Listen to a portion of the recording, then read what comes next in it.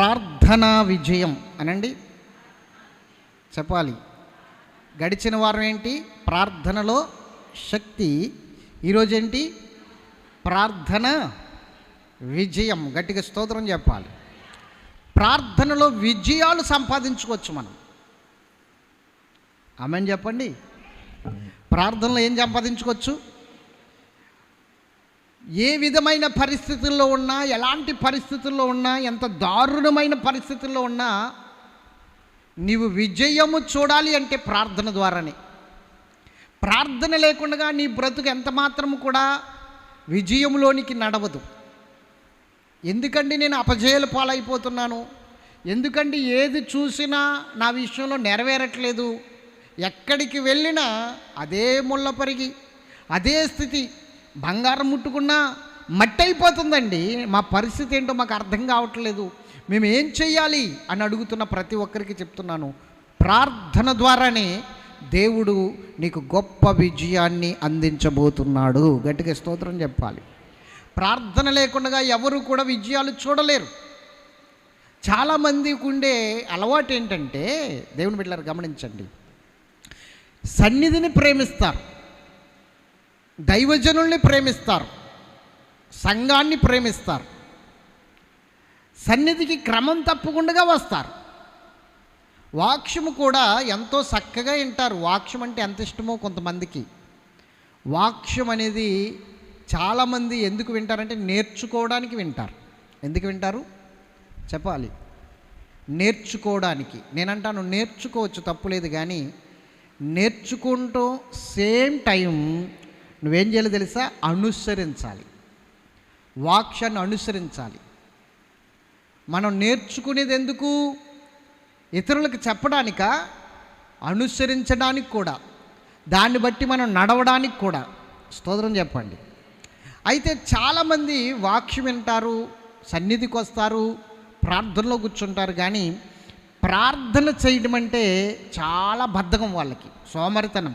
ప్రార్థన చేయరు, టయాన్ని ప్రార్థనకి హెచ్చించరు. ప్రార్థనకి హెచ్చించినప్పుడు నీ జీవితంలో అన్ని అపజయాలతోనే ఉంటావు. నువ్వు ఎప్పటికీ కూడా దేవుని కార్యాలను నువ్వు చూడలేవు. దేవుడే వాగ్దానం చేశాడు కదా, అడుగుడి మీకు ఇవ్వబడును అని. అడగాలి.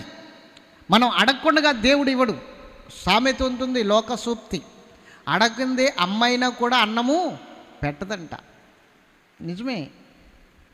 ఒకవేళ ఆకలేస్తే అన్నం తినరా అని చెప్తుంది. కొన్ని విషయాలు చూడండి, అమ్మ ఏమైనా ఉన్నాయా తినడానికి అని అడగాలి. నువ్వు అన్నం తినేసాక కూడా పెడుతుందా? అడగకుండా పెట్టదు. అన్నం అయితే పెట్టేసిందేమో మామూలుగా, ఆకలి టైం తెలుసు కాబట్టి. ఏదైనా కొంచెం గడ్డి తినాలంటే ఏం చేయాలి? గడ్డి అంటే 2 రకాల అర్థాలు వస్తాయి. గడ్డిగా స్తోత్రం చెప్పాలి. అన్యాయంగా వచ్చేది కూడా గడ్డి తినడమే. లంచాలు పుచ్చుకోవడం కూడా దాన్ని ఏమంటారు? గడ్డి తినడమే. అది కాదు నేను అంటున్నా, ఇంటికాడ కొంతమంది ఒక మిషన్ ఆడిస్తూ ఉంటారు కదా, ఇంకా ఆ మిషన్కి ఏమాత్రం ఆప్టింగ్ ఉండదు, అలా ఆడిస్తూనే ఉంటారు. అది సిరితిళ్ళు అంటారు వాటిని. గట్టిగా స్తోత్రం చెప్పాలి. ఇంకొక మాటలో చెప్పాలంటే చిల్లర తిండ్లు అంటారు. ఓకే. అవి ఏమైనా తినాలి అని అడిగితే ఏం అడగాలి? అమ్మని ఎవరిని ఉన్నాయా తినడానికి అని అడగాలి. ఉండాలిరా, ఆ బాక్స్లోనో, ఆ డబ్బాలోనో, ఆ బీరువాలోనో ఎక్కడో ఉంటాయి, తీసుకో అని చెప్తుంది. అడగందే పెట్టదు. అలాగే దేవుని సన్నిధిలో అడుగుడి మీకు ఇయ్యబడును అన్నాడు ఆయన, వెతకుడి దొరుకును అన్నాడు ఆయన, తట్టండి మీకు తీయబడతాయి అన్నాడు ఆయన. కాబట్టి వాగ్దానానుసారమైన విషయం కాబట్టి అడిగి పొందుకోవాలి ఏదైనా సరే. దేవునికి స్తోత్రం చెప్పాలి. హల్లెలూయా. ఒక రోజున, అంటే చానాళ్ళ క్రితం అన్నమాట, సుమారు ఒక 10-15 సంవత్సరాలు అవుతుందేమో ఈ సంఘటన జరిగి నా జీవితంలోనే. ఆకాశ పక్షులను చూడండి, అవి విత్తవు కొయ్యవు. నిజంగా దేవుడు యేసుప్రభు ఎంత చిన్న ఉపమానం చెప్పినా అది చాలా అద్భుతమైన లోతుకు తీసుకెళ్ళేవాడు ఆయన. పైగా ప్రాక్టికల్గా ఉండేవి ఆయన ఉపమానాలు, చాలా గొప్పగా ఉండేవి. వాక్యం బోధిస్తూ ఉండేవాడు. 6 బయట ఉండేది కదా వాక్యం బోధించడం అంటే. అప్పుడు 6 బయట బోధించేసేవాడు ఆయన. సముద్రం తీరనో లేకపోతే కొండ మీదో ఏ పర్వతం మీదో ఆయన వాక్యాలు చెప్తూ ఉండేవాడు. జనసమూహం ఆయన ఎక్కడుంటే అక్కడికి వచ్చేసేవారు. ఒక్క మాటలో చెప్పాలంటే ఆయన ఎక్కడుంటే అక్కడ జనసమూహం ఉండేవారు అన్నమాట. అప్పుడు ఆయన వాక్యం చెప్తూ చెప్తూ ప్రజలకి బాగా అర్థం అవడానికి ఉపమానాలు చెప్పేవాడు, కథలు చెప్పేవాడు, ఉపమానాలు. అవి కూడా చాలా ప్రాక్టికల్గా ఉండేవి అన్నమాట. అలాగా కింద కూర్చుని వింటున్నప్పుడు ఆకాశ పక్షులను చూడండి అన్నాడు. ఒకసారిగా పైకి చూసేవారు, ఆకాశ పక్షులు ఎగురుతున్నాయి. వాటిని చూశారు కదా, అవి విత్తవు, కొయ్యవు, కొట్లలో ధాన్యాన్ని సమకూర్చుకోవు. మరి పరలోకపు తండ్రి కొన్ని కోట్ల పక్షులను పోషిస్తున్నప్పుడు మిమ్మల్ని పోషించడా? వాటికంటే మీరు బహుశ్రేష్ఠులు కదా. ఎందుకు మీరు ఆహారం గురించి, వస్త్రాల గురించి చింతిస్తున్నారు? మీకేం కావాలో దేవుడికి ముందుగానే తెలుసు అని వాక్యంలో రాయబడింది. ప్రభు చెప్పాడు. అంటే ఏమని అర్థం? అడగక్కర్లొద్దు, దేవుడికి ఏం కావాలో ఆయనకి తెలుసు అని. అప్పుడు నేను ఈ వాక్యం చదివి అడగడం మానేశాను దేవుణ్ణి. మందిర విషయంలో కానీ, ప్రార్థనల విషయంలో కానీ, నా అవసరాల విషయంలో కానీ అడగడం మానేశాను. నా దేవుడికి తెలుసు కదా, తెలుసని వాక్యం ఉంది కదా, నేను అడగక మునిపి ఆయనకి తెలుసని అడగడం మానేశాను. చాలా భయంకరమైన కరువు వచ్చేసింది ఇంట్లో. సమస్య, ఏ సహాయం అందట్లేదు దేవుడి దగ్గర నుంచి. ప్రార్థన చేస్తున్నాను, సన్నిధికి వెళ్తున్నాను, కానుకలు రావట్లేదు. గృహదర్శనానికి వెళ్తున్నాను, కానుకలు రావట్లేదు. చాలా ఇబ్బంది అయిపోయింది. ప్రభువా ఏమిటి పరిస్థితి అంటే దేవుడు అంటున్నాడు, మరి నువ్వు అడగాల కదా అంటున్నాడు. మత్త 7:7తో మాట్లాడుతున్నాడు. అడుగుడి, మరి అడగక్కర్లేదని అక్కడ ఉంది కదా ప్రభువా, అడగమని ఇక్కడ చెప్తున్నావు అంటే, మీ అవసరాలను బట్టి నేను ఏవైనా చేస్తాను, కానీ మీ నోటి నుండి ఒక మాట రావాలి. ప్రార్థన చేయమని నేనే కోరుతున్నాను. ప్రార్థన చేయి, అడుగు. నువ్వు నోరు తెరిచి ఏది అడిగినా నీకు నేను సమృద్ధిగా ఇస్తానని దేవుడు మాట్లాడాడు. ఆ రోజు నుంచి అడగడం ప్రారంభించాను. నాకేం కావలసినా ఆయన్ని అడగడం మొదలుపెట్టాను. ఇంకా స్తోత్రం చెప్పండి. 15 సంవత్సరాలు అవుతుంది ఈ సంఘటన జరిగి. ఒక నెలలు చాలా నరకం అనుభవించాను, చాలా ఇబ్బంది పడ్డాను. ఒక నెల ఆర్థికపరమైన ఒత్తిడి, చాలా శోధించబడ్డాను. అడిగేవాడిని కాదు. ఆ వాక్యంలో దేవుడికి తెలుసు కదా, ఆయన్ని శోధించడం ఎందుకు అని అడగలేదు నేను. అయితే ఎప్పుడైతే అడగలేదో దేవుడు ద్వారాలు మూసేశాడు. అడగడం ప్రారంభించాను. దేవునికి స్తోత్రం. అమ్మ అక్షయ్ గారు చేతులు అడ్డెట్టుకోకు, స్తోత్రం చెప్పాలి గట్టిగా. ఎవరు కళ్ళు మూసినా కేకేస్తాను, నేను కళ్ళు మూస్తే తప్ప. దేవునికి మహిమ కలుగును గాక. హల్లెలూయా. అర్థమైందా? ఈసారి కెమెరా తిప్పిస్తాను మీ వైపు, కేకేయను. కెమెరా మీ వైపు తిప్పిస్తాను, అందరూ చూస్తారు టీవీలో. Okay, right. అడుగుడి మీకు ఇవ్వబడినన్న మాట అది వాగ్దానానుసారమైన మాట. అడిగి పొందుకోవాలి దేవుడి దగ్గర నుంచి. ఖచ్చితంగా అడగాలి. ఎందుకు అడగమంటున్నాడు చెప్పనా? జాగ్రత్తగా వినాలి. నాకు అర్థమైంది ఏంటంటే, పరిశుద్ధాత్మ దేవుడు నాకు బోధించింది ఏంటంటే, అడగకపోతే అసలు ప్రార్థన లేదు మన జీవితంలో. ఉందా? దేవుడికి అన్నీ తెలుసండి. ఇంకేంటి? దేవానికి స్తోత్రం, ఆమేన్, హల్లెలూయా, అయిపోయింది ప్రార్థన. అందుకని దేవుడు ఏమంటున్నాడంటే, అడగడం వలన నువ్వు నా సన్నిధిలో మోకరిస్తావు, అరగంట అయినా సరే నాతో మాట్లాడతావు, వాటి కోసమైనా నాతో మాట్లాడడం ప్రారంభిస్తావు నువ్వు. ఒకవేళ ఆయన అడగక్కర్లేదు, అన్నీ ఆయన ఇచ్చేస్తాడని మనం అనుకుని మాట్లాడడం మానేసామనుకోండి, ఆయనతో ప్రార్థన చేయడం మానేసామనుకోండి, ద్వారాలు మూసుకుపోతాయి. ఈరోజు చాలామంది ద్వారాలు అలాగే మూసుకుపోని. అడిగితే ఖచ్చితంగా దేవుని దగ్గర నువ్వు ఏదైతే అడిగావో ఆ అడిగిన దానికి ఒక్కొక్కసారి వెంటనే నీకు అందుతుంది సమాధానం. ఒక్కొక్కసారి రోజులు పట్టొచ్చు, వారాలు పట్టొచ్చు, నెలలు పట్టొచ్చు, సంవత్సరం కూడా పట్టొచ్చు ఒక్కొక్కసారి. కానీ అడిగితే మాత్రం ఖచ్చితంగా ఇవ్వడం ఖాయం. గట్టిగా స్తోత్రం చెప్పాలి. మందిరం గురించి నేను కొన్ని సంవత్సరాలు అడిగాను. దగ్గర మందిరం గురించి ఒక 18 సంవత్సరాల వరకు మొరపెట్టాను. 18 సంవత్సరాల తర్వాత దేవుడు ఊహించలేని స్థలాన్ని, ఊహించలేని మందిరాన్ని ఇచ్చాడు దేవుడు. ఈ ఆవారం పాటి మీద అంత అద్భుతమైన రీతిలో దేవుడు కార్యం చేశాడు. నేను 10 సెంట్లుంటే చాలు అనుకున్నాను, కానీ అడుగు వాటికంటేనూ నువ్వు ఊహించు వాటికంటేనూ అత్యధికంగా ఇచ్చే దేవుడని రుజువు చేసుకుని 6 ఎకరం ఇచ్చాడు. నేను 10 సెంట్లు అడిగితే ఇంకో 40 సెంట్లు ఎగస్ట్రా మనకిచ్చి మొత్తం 50 సెంట్లు అక్కడ పెట్టాడు మన కోసం. స్తోత్రం చెప్పండి. ఇప్పుడు ఈ 6 ఎకరం కూడా సరిపోదేమో అనిపిస్తుంది నాకు. ఫ్యూచర్లో, భవిష్యత్తులో ఈ 6 ఎకరం కూడా సరిపోదు. దేవుడు దర్శనాలు అంత విస్తారంగా ఉన్నాయి, అంత గొప్పగా ఉన్నాయి. స్తోత్రం చెప్పండి. చాలా గొప్ప దర్శనాలు, ఉన్నతమైన దర్శనాలు దేవుడు చూపిస్తున్నాడు.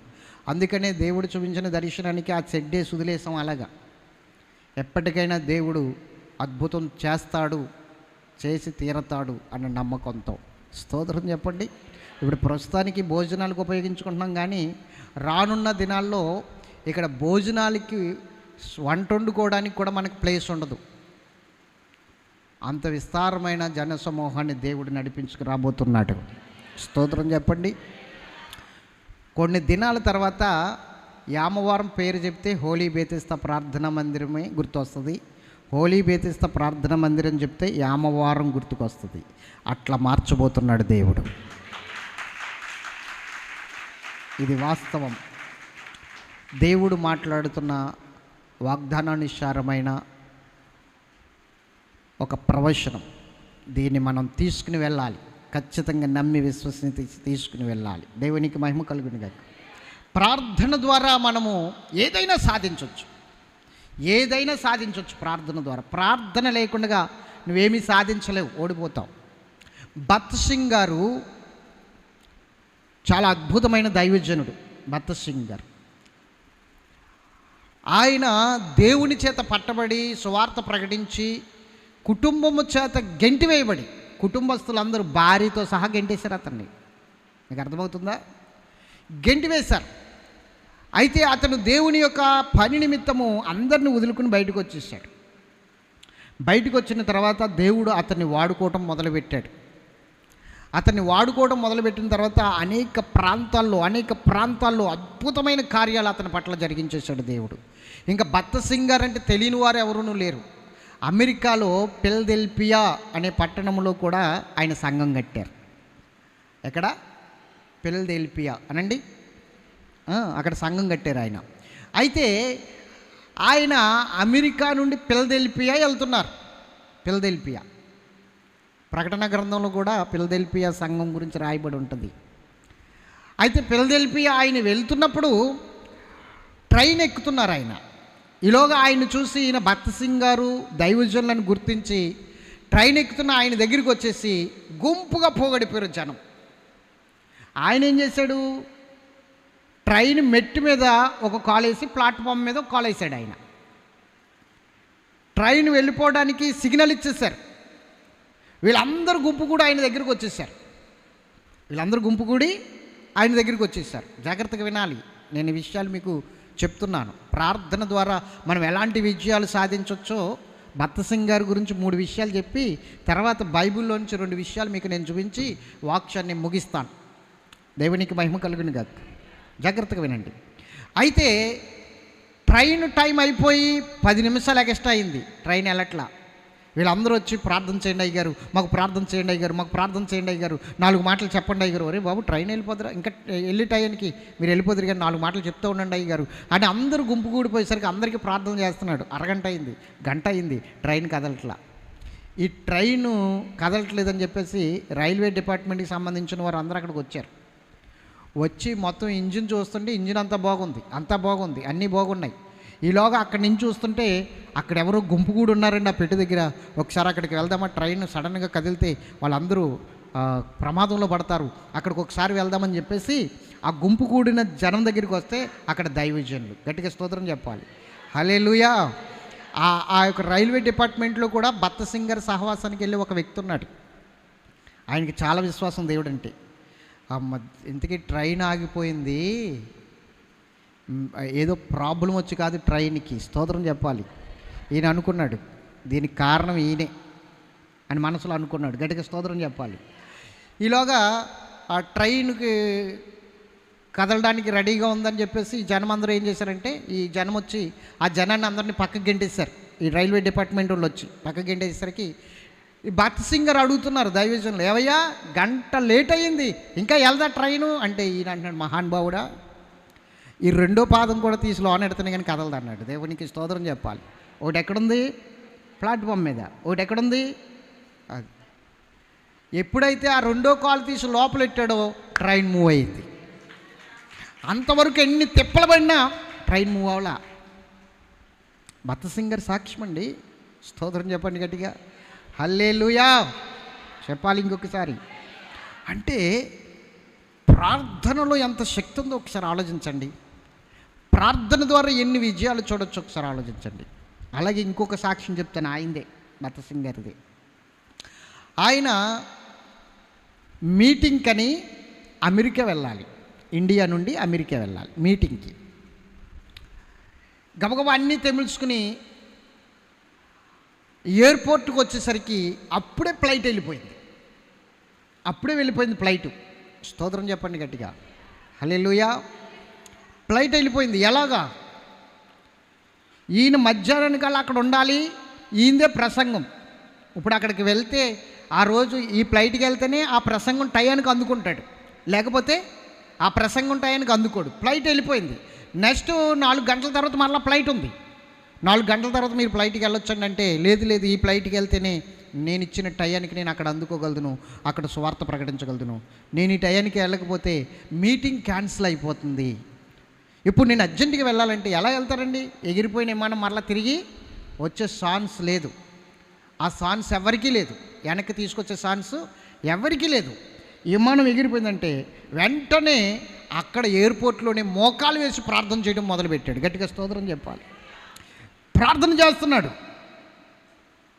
ప్రార్థన చేస్తుంటే కూడా వచ్చిన వాళ్ళు అనుకుంటున్నారు, భక్త సింగర్ కూడా వచ్చిన వాళ్ళు, ఈయన ఏంటి ప్రార్థన చేస్తున్నాడు, ప్రార్థన చేస్తే ఎగిరిపోయిన మనం వెనక్కి తిరిగి వస్తుందా? చాలా పెద్ద ప్రాసెస్ అండి. విమానాన్ని గాల్లోకి ఎగరేయాలంటే ఒక ప్రాసెస్ ఏంటో తెలుసా? మొత్తం అన్నీ క్లియర్ చేయాలి. అది ఎప్పటి నుంచి ఉంటుంది ప్రాసెస్? ఈరోజు విమానం ఎగరాలంటే 2 రోజుల ముందు నుంచే మొత్తం దారులన్నీ క్లియర్ చేస్తారు వాళ్ళు, అవునా కదా? మొత్తం దారులన్నీ క్లియర్ చేస్తారు. అలాంటిది వెనక్కి అన్నీ తిప్పాలంటే అలా తిప్పుతారు, ఎవరి వల్ల అవుతుంది? అయితే ఈయన ప్రార్థన చేస్తున్నాడు, ఈ ఫ్లైట్కే నేను వెళ్ళాలి ప్రభువా, ఒక అరగంట లేట్ అయినా పర్లేదు, ఫ్లైట్ వెనక్కి రావాలి, నువ్వు తీసుకొస్తున్నావు నాకు తెలుసు అని ప్రార్థన చేస్తున్నాడు. ఇక్కడున్న వాళ్ళు కూడా వచ్చిన వారు, సెండప్ ఇవ్వడానికి వచ్చిన వారు అందరూ నవ్వుతున్నారు. పాస్టర్ గారు మరీ ఇంత పిచ్చి పని చేయదండి, ఎగిరిపోయిన ఫ్లైట్ ఎలాగొస్తుంది? పోనీ ఫ్లైట్ లేటుగా రావడం అంటే అది వేరే విషయం, కానీ ఎగిరిపోయింది, సగం దూరం వెళ్ళిపోయింది, ఎలా వస్తుంది అంటే అనౌన్స్మెంట్ జరిగింది, వెళ్ళిన ఫ్లైటు వెనక్కి తిరిగి వస్తుంది. కారణం ఏంటో తెలీదు. ఇందాక ఒక ఆయన వచ్చి ఆ ఫ్లైట్కే వెళ్ళాలని అడిగారు కదా, ఆయన ఉన్నారా వెళ్ళిపోయారంటే, ఇక్కడే ఉన్నాను సార్ అని చెయ్యెత్తాడట. నాకు తెలుసు అది వెనక్కి వస్తుందని, అందుకే ఇక్కడే ఉన్నాను, నేను వెళ్ళలేదు అంటున్నాడట. చూడండి ఆయన విశ్వాసం. ఫ్లైట్ వెనక్కి వస్తుంది. దేవుడు ఎంత అద్భుతం చేస్తున్నాడో చూడండి. ప్రార్థించాడు, విజయం ఉంది ప్రార్థనలో. నేను ఖచ్చితంగా నమ్ముతున్నాను, నా దేవుడు నాకు కార్యం చేస్తాడు, ఖచ్చితంగా ఈ ప్రార్థన ద్వారా నేను విజయం చూస్తాను, అదే ఫ్లైట్ ఎక్కుతాను, నేను ఖచ్చితంగా అదే టయానికి వెళ్తాను, అక్కడ ఖచ్చితంగా స్వీచ్ ఇస్తాను. ఎంత అద్భుతమైన నమ్మకం, విశ్వాసం. ప్రార్థనలో విజయం ఉంది, ప్రార్థన చేయాలి. అది నలుగురు తిరుగుతున్న చోట, నడి రోడ్డా, ఎయిర్పోర్టా, లేకపోతే రైల్వే స్టేషనా, లేకపోతే బస్ స్టేషనా, ఇంకొకటి నువ్వు ఆలోచించుకో. మోకాళ్ళు వేయి.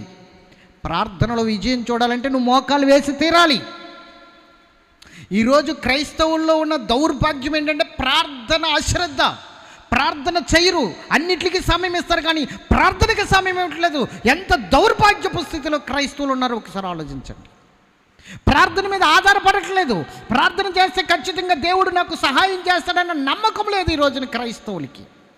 అందుకే ఈరోజు క్రైస్తవులు అన్ని ఓటములే చూస్తున్నారు, ఓడిపోతున్నారు, నలిగిపోతున్నారు, సుఖాన్నున్న ప్రాణాన్ని దుఃఖాన్ని పెట్టుకుంటున్నారు. ఇంకొక రకంగా చెప్పాలంటే చాలామంది ప్రార్థన చేయకే భయంకరమైన పరిస్థితుల్లో యాక్సిడెంట్లకు గురై చచ్చిపోతున్నారు క్రైస్తవులు. యాక్సిడెంట్లు అవ్వ ప్రార్థన చేస్తామంటే వాగ్దానం ఉంది, ఇదిగో నీ మార్గమంతటిలో నా దూతలకు ఆజ్ఞాపించదను, వారు నీ పాదములకు రాయి తగలకుండగా వారు నిన్ను ఎత్తి పట్టుకుందురు. ఇది అబద్ధమంటారా చెప్పండి? దేవుడు మాట్లాడింది అబద్ధమా? మరి ఎందుకు నీ పాదములకు రాయి తగలకుండా పట్టుకునే పరిచర్య చేసే దేవదూతలు నీకుండగా నువ్వెందుకు యాక్సిడెంట్లో కాళ్ళు చేతులు ఎరగొట్టుకుంటున్నావు? చచ్చిపోతున్నారు కొంతమంది. ప్రార్థన లేదు ఈరోజు క్రైస్తవులకి. ప్రార్థన లేకే ఈరోజు చాలామంది చాలా భయంకరమైన పరిస్థితులకి వెళ్ళిపోతున్నారు. నేను ఎక్కడికి వెళ్ళినా టయానికి మోకరించకపోతే, ప్రార్థన చేయకపోతే ఆ రోజు చచ్చిన వాడిలా ఉంటాను, చచ్చిన వాడిలాగా ఉంటాను, ఆత్మీయంగా చచ్చిపోయిన వాడిని. ఎందుకంటే నా దేవునితో మాట్లాడకపోతే నాకు రోజు గడవదు, ఆయనతో మాట్లాడకపోతే నాకు రోజు గడవదు. ఖచ్చితంగా నా టైం ప్రకారంగా ఆయనతో మాట్లాడాలి, ప్రార్థన చేయాలి. ఎక్కడున్నా ఆ టయానికి వెళ్ళి ప్రార్థన చేయవలసిందే. దేవునికి మహిమ కలుగును గాక. హల్లెలూయా. దేవుని బిడ్డలారా గమనించండి, ఈరోజు ప్రార్థన లేకే అపజయాలు పాలైపోతున్నాం. ఎందుకు? ఫ్లైట్ ఎలా తిరిగి వచ్చింది? అందులో ఒక యువరాణి ఉంది, అమెరికాకి సంబంధించింది. ఆమె ఇండియా వచ్చింది, 5 స్టార్ హోటల్లో దిగింది. ఆమె మంచి హోటల్లో. ఆమె భర్త ఆమెకిచ్చిన ప్రజెంటేషన్ డైమండ్ నెక్లెస్ ఆ హోటల్లో మర్చిపోయింది. ఆమె వెంటనే ఏం చేసిందో తెలుసా? ఆమెకున్న పలుకుబడితో ఫ్లైట్ని వెనక్కి తిప్పింది. స్తోత్రం చెప్పండి. ఆమెకున్న పలుకుబడితో ఏం చేసింది? వెంటనే ఫ్లైట్ని వెనక్కి తిప్పింది ఆ డైమండ్ నెక్లెస్ కోసం. డైమండ్ నెక్లెస్ ఎంత రేట్ అయినా నాకు అవసరం లేదు, కానీ అది నా భర్త నాకు ప్రేమతో ఇచ్చిన గిఫ్ట్. దాన్ని నేను మర్చిపోకూడదు, దాన్ని నేను తీసుకెళ్ళాలి. కాబట్టి వెంటనే ఫ్లైట్ వెనక్కి తిప్పండి. ఎంత నష్టమైనా నేను భరిస్తాను, ఎంత నష్టమైనా నేను భరిస్తాను, ఎన్ని కోట్లైనా ఇస్తాను, వెనక్కి తిప్పండి ఫ్లైట్ అని చెప్పిందట. స్తోత్రం చెప్పండి. హల్లెలూయా. వాస్తవం అండి, ఇవన్నీ వాస్తవంగా జరిగిన సంఘటనలు. భర్త సింగ్ గారి జీవితంలో జరిగిన సంఘటనలు ఇవన్నీ కూడా. స్తోత్రం చెప్పాలి.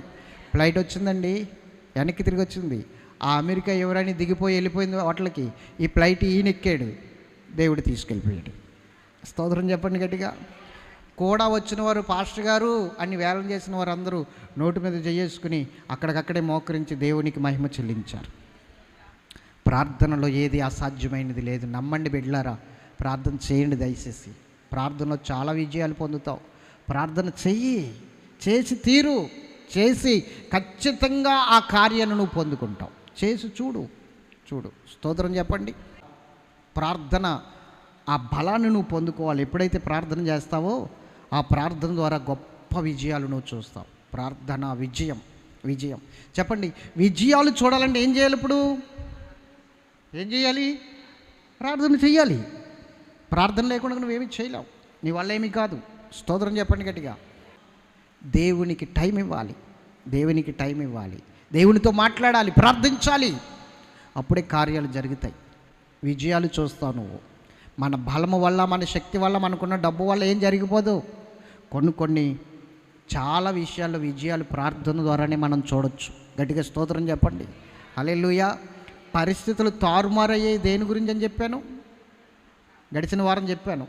పరిస్థితులు మార్చగలిగేది ప్రార్థనే. నీకు అనుకూలంగా ఉండవు పరిస్థితులు, కానీ ప్రార్థన ద్వారా నీ ప్రతికూలమైన పరిస్థితులన్నీ అనుకూలంగా మార్చుకోవచ్చు. ప్రార్థనలో అంత విజయం ఉంది. ప్రార్థించిన వాళ్ళకి తెలుస్తుందండి ఆ రుచి, అందరికీ తెలీదు.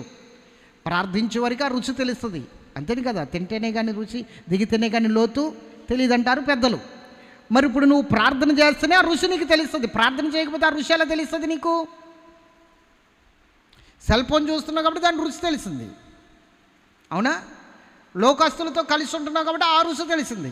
ఒక్కసారి ప్రార్థన చేసి చూడు, అన్నిటికంటే మధురమైన రుచి దేవునితో మాట్లాడడం. అంతకన్నా మధురమైన రుచి దేవుడు నీతో మాట్లాడడం, బైబిల్ చదవడం, వాక్యం. అది జుంటి తేనె దారాల కన్నా మధురమైనది ఆయన మాట. స్తోత్రం చెప్పాలా? ఇంకొకసారి చెప్పాలా? మంచిది. ప్రార్థనలో విజయం. మోషే యర్దాన్ నదికి వచ్చేసరికి చనిపోయాడు. మోషే చనిపోయాడు యర్దాన్ నదికి వచ్చేసరికి. ఇంకా సెకండ్ నాయకత్వం అంటే ప్రజల్ని నడిపించవలసింది యెహోషువ. దేవుడు యెహోషువను అభిషేకించమని మోషేతో చెప్పేశాడు. యర్దాన్ నది దగ్గరికి వచ్చేసరికి మోషే చనిపోయాడు. ఇప్పుడు ప్రజల యొక్క బాధ్యత అంతా, ఆ బరువు అంతా యెహోషువ తీసుకున్నాడు. ఇశ్రాయేలు ప్రజల్ని కానాను దేశానికి నడిపించాలంటే ఇప్పుడు యార్దాను దాటాలి. ఏం దాటాలి? మోషే దాటలేదన్నది. మోషే యార్దాను కొడుకు వచ్చేసరికి చచ్చిపోయాడు. ఇప్పుడు దాటించవలసింది ఎవరు అంటే ఈయనే, యెహోషువ. యార్దాను దాటిన తర్వాత 5 ప్రాంతాల రాజులు, 5 సైన్యాలు ఒక్కసారిగా ఇజ్రాయెల్ ప్రజల మీద ఇరుచుకుపడ్డాయి. 5 దేశాల రాజులు, 5 పట్టణాల రాజులు. అర్థమవుతుందా మీకు? ఒక్కసారిగా విరుచుకుపడ్డారు. అయితే అక్కడున్న ఆ ప్రజలందరినీ కూడా 5 పట్టణాల రాజులు అంటే సామాన్యమే 5 సైన్యాలు. ఒక రీతిలో చెప్పాలంటే 5 సైన్యాలు ఒక్కసారిగా ఇజ్రాయెల్ ప్రజల మీద ఇరుచుకుపడ్డాయి. అటువంటి టైంలో యెహోషువ యుద్ధం చేయడానికి ప్రజల్ని పురుగొల్పాడు. ప్రజలు యుద్ధం చేస్తూ ఉన్నారు. అయితే రాజనీతి ఏంటి అంటే, యుద్ధనీతి అంటారు దాన్ని. యుద్ధనీతి ఏంటంటే సూర్యుడు ఉదయించినది మొదలుకొని సూర్యుడు అస్తమించేంత వరకు యుద్ధం చేయాలి. ఓకే, సూర్యుడు అస్తమిస్తే ఇంక యుద్ధం చేయకూడదు. అది యుద్ధనీతి. సూర్యుడు అస్తమించాడా యుద్ధం చేయకూడదు. ఉదయం 6 గంటల నుంచి సాయంత్రం 6 గంటల వరకు సూర్యుడు ఉదయించి సాయంత్రం 6 లోపు అస్తమిస్తాడు. ఓకే, 6 అయ్యేసరికి యుద్ధం ఆపేయాలి. 5 సైన్యములను జయించాలి. ఇప్పుడు గట్టిగా స్తోత్రం చెప్పాలి. యుద్ధము ఆగిపోయిందనుకోండి, ఆ రోజు అప్పటికే చాలా నుంచి జరుగుతుంది. యుద్ధము ఆగిపోయిందనుకోండి, ఆ రోజు మరలా వీళ్ళు కొత్తగా ఏ వ్యూహములు పన్నుతారో తెలీదు, ఏ విధంగా ప్లాన్ చేసుకుంటారో తెలీదు మన్నాడుకు వచ్చేసరికి. అందుకని యెహోషువ ఒక ఆలోచన చేశాడు. ఏంటంటే సూర్యుడు అస్తమించకుండా ఉంటే ఎంత బాగుంటుంది, సూర్యుడు అస్తమించకుండా ఉంటే ఎంత బాగుంటుంది అనుకున్నాడు. అనుకుని దేవునికి మనస్సులో ప్రార్థన చేసేస్తున్నాడు. ప్రార్థన చేసేస్తూ దేవుని పక్షంగా సూర్యుని చంద్రుణ్ణి ఆజ్ఞాపించాడు.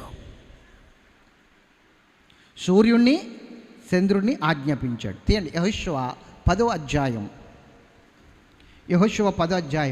10, 11, 12 వచనాలు మనం చదువుదాం. అప్పుడు యెహోవా, అందరూ తీశారా? 10, 11, 12 వచనాలు మనం చదువుదాం. అప్పుడు యెహోవా ఇశ్రాయేలీయుల ఎదుట వారిని కలవరపరచగా యెహోషువ గిబియోను ఎదుట మహాఘోరముగా వారిని హతము చేసెను. బెత్ హోరోనుకు పైకి పో మార్గమున అజేకా వరకును మక్కెద వరకును యోధులు వారిని తరిమి హతము చేయుచు వచ్చిరి. మరియు వారు ఇశ్రాయేలు ఎదుట నుండి బెత్ హోరోనుకు దిగిపోవు త్రోవను పారిపోచుండగా వారు అజేకాకు వచ్చి వరకు యెహోవా ఆకాశము నుండి గొప్ప వడగండ్లను వారి మీద పడవేసెను. గనుక వారు దాని చేత చనిపోయారు. ఇశ్రాయేలీయులు కత్తి చేత చంపిన వారి కంటేను వడగండ్ల చేత చచ్చిన వారు ఎక్కువ మంది అయ్యారు. యెహోవా ఇశ్రాయేలు ఎదుట అమోరీయులను అప్పగించిన దినమున ఇశ్రాయేలు వినుచుండగా జాగ్రత్తగా వినండి. యెహోషువ ఇశ్రాయేలీయులు వినుచుండగా యెహోవాకు ప్రార్థన చేస్తాడు. యెహోవాకు ఏమని చేస్తున్నాడు? ప్రార్థన చేస్తూ, సూర్యుడా నీవు గిబియోనులో నిలువు, చంద్రుడా నీవు అయ్యాలోనులో నిలువుము. జనులు తమ శత్రువుల మీద పగ తీర్చుకునే వరకు సూర్యుడు నిలిచాడు, చంద్రుడు ఆగాడు అన్నమాట యాషారు గ్రంథములో రాయబడి ఉన్నదట. దేవునికి స్తోత్రం చెప్పండి. యుద్ధం జరుగుతుందండి, గొప్ప హోరీగా జరుగుతుంది యుద్ధం. 5 సైన్యాలు ఒక్కసారిగా విరుచుకుపడ్డాయి. దేవుడికి ప్రార్థన చేస్తుంటే దేవుడు వడగండ్ల వాన కురిపిస్తున్నాడు వాళ్ళ మీదకి. వడగండ్ల వాన, వీళ్ళ కత్తి చేత చచ్చిన వారి కంటే వడగండ్ల వాన వల్ల చచ్చిన వారు ఎక్కువ. ఒక పక్క నుంచి వడగండ్ల వాన కురుస్తుంది శత్రువుల మీద, ఒక పక్కన వీళ్ళ కత్తితో చంపేస్తున్నారు. ఈలోగా సూర్యుడు అస్తమించే టైం అయిపోయింది. ఇంకా 6 మీదకి రాబోతుంది ముళ్ళు, 6 మీదకి రాబోతుంది. ఇంకో పావు గంటలో 6 మీదకి వచ్చేస్తుంది ముళ్ళు. పావు తక్కువ 6 ఎంతో అయ్యింది. ప్రార్థన చేస్తూ వెంటనే సూర్యుడా నువ్వు అస్తమించడానికి వీళ్ళది ఆగిపో అన్నాడంతే. స్తోత్రం చెప్పండి గట్టిగా. చంద్రుడు నువ్వు రావడానికి వీళ్ళది ఆగిపో అన్నాడంతే.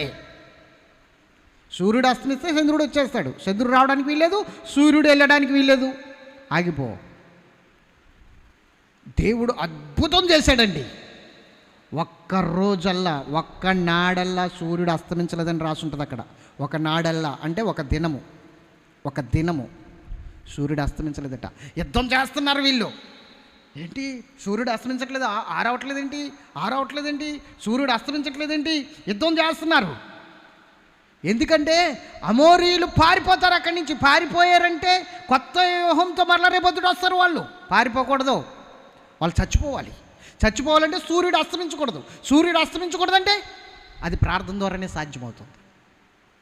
అక్కడ విజయం చూడాలి అంటే సూర్యుడు అస్తమించకూడదు అంటే నేను ప్రార్థన చేయాలి, ఆ ప్రార్థన ద్వారానే విజయం వస్తుంది అనుకున్నాడు యెహోషువ. ప్రార్థన చేశాడు, సూర్యుని చంద్రుని ఆపేశాడు. ఒకనాడల్లా చదవండి 13వ వచనం. సూర్యుడు ఆకాశం మధ్య నిలిచిపోయాడట. ఇంచుమించు ఒక నాడెల్లా అస్తమింప త్వరపడలేదు.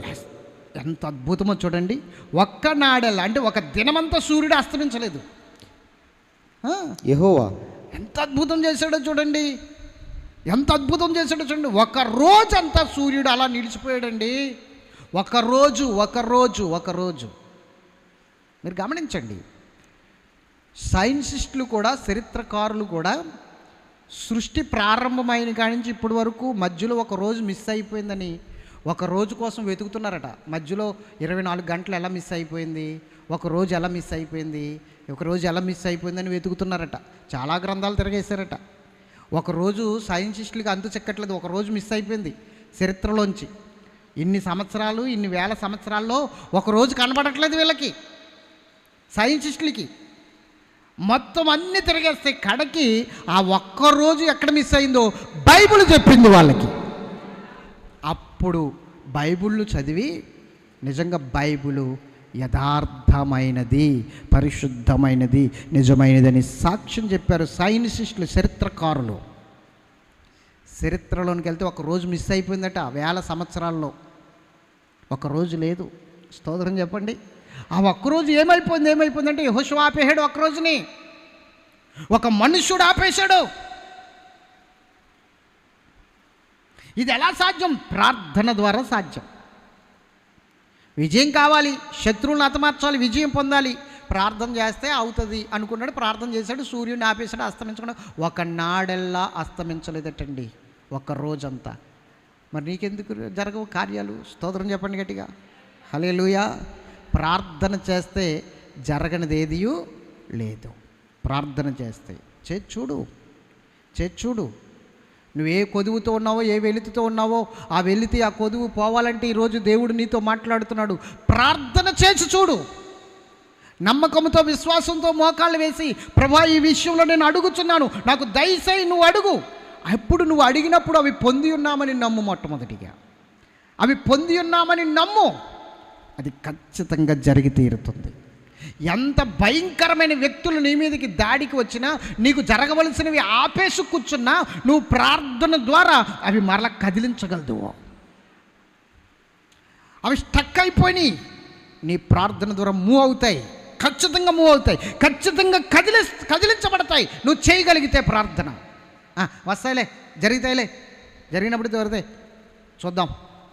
ఇట్లా కాదు, జరిగి తీరుతుంది. ఎందుకు జరగదో చూస్తాను, ఎవడు ఆపుతాడో చూస్తాను, ఎవరు ఆపగలదో చూస్తాను. ఒకళ్ళు వేయి. అంతా దేవుడు చూసుకుంటాడు. నీ మార్గములను సరళం చేసేస్తాడు. ఆగిపోని కూడా కదిలించబడతాయి దేవుని సన్నిధిలో. ఒక్కసారి ప్రార్థన చేసి చూడు. సమయం లేదని వెళ్ళిపోయి ఏదో చిన్న ప్రార్థనలు చేస్తున్నావు కాదు, ఇచ్చి చూడు సమయాన్ని. దేవుడు చేసే కార్యాలను నువ్వు అనుభవించి తీరుతావు. స్తోత్రం చెప్పండి గట్టిగా. అపజయాలు పాలైపోతున్నావు బిడ్డ. ప్రార్థన చేయక చాలా నష్టపోతున్నావు. నువ్వు చాలా నష్టపోతున్నావు. చేసి చూడు, చాలా విజయాలు పొందుకుంటావు నువ్వు. వడగండ్ల చేత చచ్చిన వారు లెక్క ఎక్కువ కత్తి చేత చచ్చిన వారి కన్నా. కానీ దేవుడు ఏం చేశాడో తెలుసా? యెహోషువ ప్రార్థన ఆలకించి సూర్యుడిని ఆపేసాడు ఒక్కరోజు. అద్భుతం జరిగింది. మోషే బ్రతికున్నప్పుడు జరిగిన సంఘటన ఒకటి చెప్తాను. మోషే ఇజ్రాయెల్ ప్రజలను నడిపించుకొస్తుంటే అమాలేకీయులు వచ్చారండి యుద్ధం చేయడానికి ఇజ్రాయెల్ ప్రజల మీద. ఎవరు? అమాలేకీయులు. మోషే అన్నాడు యెహోషువని కేకేసి, నాయనా మన పక్షంగా దేవుని పక్షంగా నువ్వు కొంతమందిని తీసుకెళ్ళి యుద్ధం చేయి. అర్థమవుతుందా మీకు? యుద్ధం చేయి. నేను కొండ మీదకి వెళ్ళి ప్రార్థన చేస్తాను. నువ్వేం చెయ్యి? యుద్ధం చెయ్యి. నేనేం చేస్తాను? ప్రార్థన చేస్తాను. అయితే అహరోన్ని, హూరు అనే వ్యక్తిని ఇద్దరిని తీసుకెళ్ళాడు మోషే కొండ మీదకి. తీసుకెళ్ళిన తర్వాత యెహోషువ కొంతమంది నాయకుల్ని ఎన్నుకుని, యుద్ధవీరుల్ని ఎన్నుకుని అక్కడున్న అమాలేకీయుల మీద యుద్ధం చేస్తున్నాడు. యుద్ధం చేస్తున్నప్పుడు మోషే ఏం చేస్తున్నాడంటే 2 చేతులు ఇలా పైకెత్తి ప్రార్థన చేస్తున్నాడు. 2 చేతులు, మోషే చేతులు 2 ఇలా పైనున్నంత వరకు ఇజ్రాయెల్ ప్రజలు గెలుస్తున్నారు, అమాలేకీయులు ఓడిపోతున్నారు. ఓకే. కానీ మోషేకి చేతులు ఎంతసేపు ఉంటాయి చెప్పండి? ఇలాగా బరువు ఎక్కిపోతాయి కదా. మోషే చేతులు బరువు ఎక్కిపోయి ఆ బరువు ఎక్కిపోతున్నప్పుడు ఏం చేస్తున్నాడంటే ఇలా దించేస్తున్నాడు చేతులు. మోషే చేతులు దించేస్తున్నప్పుడు ఇజ్రాయెల్ ప్రజలు ఓడిపోతున్నారు, అమాలేకీయులు గెలుస్తున్నారు. ఇది గమనించిన హూరు, అహరోన్లు ఏం చేశారంటే మోషే చేతులు కిందకి దించకుండా వాళ్ళ భుజాల మీద, అంటే ఒక రాడ్ తీసుకొచ్చి మోషేకి వేసారు, కూర్చోబెట్టారు. మోషేని కూర్చోబెట్టిన తర్వాత అహరోను, హూరు వీళ్ళిద్దరూ ఏం చేశారంటే చెరుకో భుజం మీద చేతులు వేసేసుకుని, వాళ్ళ మోషే చేతులు వేసుకుని ఇలా పైన పెట్టుకున్నారు. ఇక్కడ ఒక భుజం, ఇక్కడో భుజం కాసేసారు వీళ్ళిద్దరు కూడా. ఇంకా చేతులు కిందకి దిక్కుండగా. స్తోత్రం చెప్పండి గట్టిగా, హల్లెలూయా. వాళ్ళిద్దరు ఎప్పుడైతే చేతులు కాసేసారో ఇంకా ప్రార్థన చేస్తూనే ఉన్నాడు. స్తోత్రం చెప్పండి. అదే నేను పెట్టాను వాల్పేపర్, స్క్రీన్ మీద కనిపిస్తుంది చూడండి. ఎప్పుడైతే వాళ్ళిద్దరూ భుజాలు కాశారో, చేతులు పైకెత్తారో, విజయము చూస్తున్నారంట వీళ్ళ కింద. ఆ ప్రార్థన ఎప్పుడైతే ఆపేశాడో వాళ్ళు విజయం చూడట్లేదు, అపజయం పాలైపోతున్నారు. చూడండి నిర్గమకాండం 17వ అధ్యాయం 8వ వచనం కానించి. తరువాత అమాలేకీయులు వచ్చి రెఫీదీములో ఇశ్రాయేలుతో యుద్ధము చేయగా మోషే యెహోషువతో మన కొరకు మనుషుల్ని ఏర్పరచుకొని వారిని తీసుకుని బయలువెళ్ళి అమాలేకీయులతో యుద్ధము చేయము. రేపు నేను దేవుని కర్రను చేతపట్టుకుని కొండ శిఖరం మీద నిలిచెదను. యెహోషువ మోషే తనతో చెప్పినట్లు చేసి అమాలేకీయులతో యుద్ధమాడెను. మోషే అహరోను హూరు అనువారు ఆ కొండ శిఖరం ఎక్కిరి. మోషే తన చెయ్యి పైకెత్తినప్పుడు ఇశ్రాయేలీయులు గెలిచిరి. మోషే తన చేయి దింపినప్పుడు అమాలేకీయులు గెలిచారు. మోషే చేతులు బరువెక్కగా వారు ఒక రాయి తీసుకుని వచ్చి అతడు దాని మీద కూర్చుండుటకై దాన్ని వేసిరి. అహరోను హూరులు ఒకడు ఈ ప్రక్కను ఒకడు ఆ ప్రక్కను అతని చేతులను ఆనుకొనగా అతని చేతులు సూర్యుడు అస్తమించేంత వరకు నిలకడగా ఉండెను. అంటే సూర్యుడు అస్తమించడం అంటే యుద్ధం అవ్వాలి. యుద్ధం సూర్యుడు అస్తమించేసరికి అయిపోవాలి. సూర్యుడు అస్తమించేంత వరకు ఆ చేతులు అలా పట్టుకుని ఉన్నారట. అట్లు యెహోషువ కత్తివాడి చేత అమాలేకు రాజును అతని జనులను గెలిచెను. ఎక్కడొస్తుంది విజయం? ప్రార్థనలోనే విజయం ఉంది. 1 నీ ప్రార్థన, 2 దైవజనుడు ప్రార్థన. అక్కడ ఇశ్రాయేలీలు గెలవాలి అంటే యెహోషువ కొంతమందిని తీసుకుని వెళ్ళి అమాలేకీయుల మీద యుద్ధమాడెను. ఎప్పుడైతే అమాలేకీయుల మీద యుద్ధం చేస్తున్నాడో, యుద్ధం చేసేవాడు ఉన్నప్పటికీ నీ పక్షంగా ప్రార్థన చేసే దైవజనుడు ఉండాలి. దైవజనుడు ప్రార్థన చేసేటప్పటికీ యుద్ధం చేసేవాడు ఉండాలి. 2 ప్రాముఖ్యమైనవే. స్తోత్రం చెప్పాలి గట్టిగా.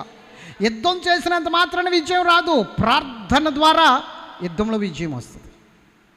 అవునా? మీరు గమనించండి. సైన్యమంతా మందస్సము యుద్ధ భూమిలో ఉంటే దావీదు ప్రార్థన చెయ్యాలి. కానీ భయంకరమైన పాపం చేశాడు దావీదు. అందుకనే చాలా భయంకరమైన పరిస్థితులను దావీదు ఎదుర్కోవలసి వచ్చింది. నేను చెప్తున్నాను ఈ రోజున, ప్రార్థన చేయాలి నాయకుడు, జనులు యుద్ధం చెయ్యాలి. విజయం ఎక్కడి నుంచి వస్తుందంటే ప్రార్థన ద్వారానే వస్తుంది. ఒకటి నీ ప్రార్థన ద్వారా, రెండు నా ప్రార్థన ద్వారా, దైవజనుని ప్రార్థన ద్వారా. ఒకటి నీ ప్రార్థన ద్వారా, రెండు నీకు దైవజనుని యొక్క ప్రార్థన సహాయం, సపోర్ట్ ప్రార్థన అంటారు దాన్ని. ఆ ప్రార్థన సహాయం దైవజనుడు అందించాలి నీకు. అప్పుడు ఖచ్చితంగా విజయము చూస్తావు. గట్టిగా స్తోత్రం చెప్పండి. ఎంతమందికి అర్థమైంది వాక్యం? ప్రార్థన విజయం అనండి. ప్రార్థన విజయం, ప్రార్థనలో విజయం ఉంది. కాబట్టి ఎవరైతే ప్రార్థన చేస్తారో వాళ్ళు ఓడిపోరు, ఏ విషయంలోని ఓడిపోరు. ఏమాత్రము కూడా వారు బలహీనపడే స్థితి లేదు, విజయాలు చూస్తారు, ఉన్నతమైన స్థితిలో ఉంటారు. ప్రార్థన చేసే వారి జీవితం ఎలా ఉంటుందో చెప్తున్నాను ఒక్క ముక్కలో. వారు తలగా నియమించబడతారు, ఒక గనులుగా మార్చబడతారు, ఏదైనా సాధించుకోగలుగుతారు ప్రార్థన ద్వారా.